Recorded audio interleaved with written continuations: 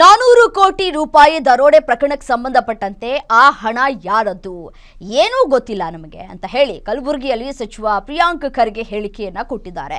ಗುಜರಾತ್, ಮಹಾರಾಷ್ಟ್ರ ಮತ್ತು ಗೋವಾಕ್ಕೆ ಲಿಂಕ್ ಇದೆ. ಈ ಮೂರೂ ರಾಜ್ಯಗಳಲ್ಲೂ ಯಾರ ಸರ್ಕಾರ ಇದೆ ಅಂತ ಹೇಳಿ ಸರ್ಕಾರದ ವಿರುದ್ಧ ಬೊಟ್ಟು ಮಾಡುವಂತಹ ಕೆಲಸಗಳನ್ನ ಮಾಡ್ತಾ ಇದ್ದಾರೆ. ಇವೆಲ್ಲ ಈ ಸರ್ಕಾರಗಳ ಮೂಗಿನ ನೇರಕ್ಕೆ ನಡೀತಾ ಇದೆ.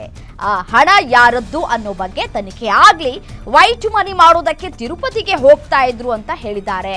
ಸರ್ಕಾರಕ್ಕೆ ಇಲ್ಲದ ಮಾಹಿತಿ ಬಿಜೆಪಿ ಶಾಸಕರಿಗೆ ಹೇಗೆ ಗೊತ್ತಾಯ್ತು?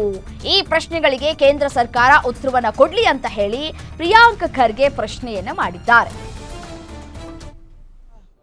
ನೋಡಿ ಇವರೇ, ಅದು ಯಾರ್ದು ಏನು ಅಂತ ಗೊತ್ತಿಲ್ಲ ಆಯ್ತಾ.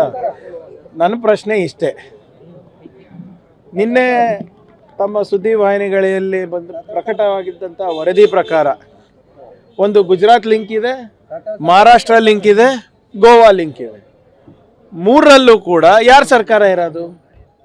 ಗುಜರಾತ್ನಲ್ಲಿ BJP ಸರ್ಕಾರ 25 ವರ್ಷದಿಂದ ಇದೆ. ಕಳೆದ 10-15 ವರ್ಷದಿಂದ ಮಹಾರಾಷ್ಟ್ರದಲ್ಲೇ ಅವ್ರ ಸರ್ಕಾರ ಇದೆ. ಗೋವಾನಲ್ಲಿ ಕೂಡ ಅದೇ ಪರಿಸ್ಥಿತಿ. ಈಗ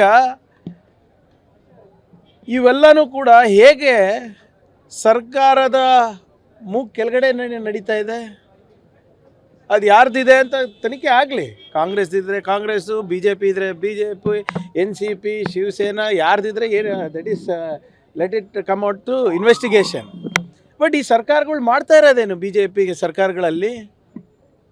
ಮತ್ತು ದೊಡ್ಡದಾಗಿ ಡಿಮಾನಿಟೈಸೇಷನ್ ಅಂತ ಒಂದು ದೊಡ್ಡ ಸ್ಲೋಗನ್ ಕೊಟ್ಟು ಪ್ರಧಾನಮಂತ್ರಿಗಳು ಎಲ್ಲ ಕಪ್ಪು ಹಣ ವಾಪಸ್ ಬಂದ್ಬಿಟ್ಟು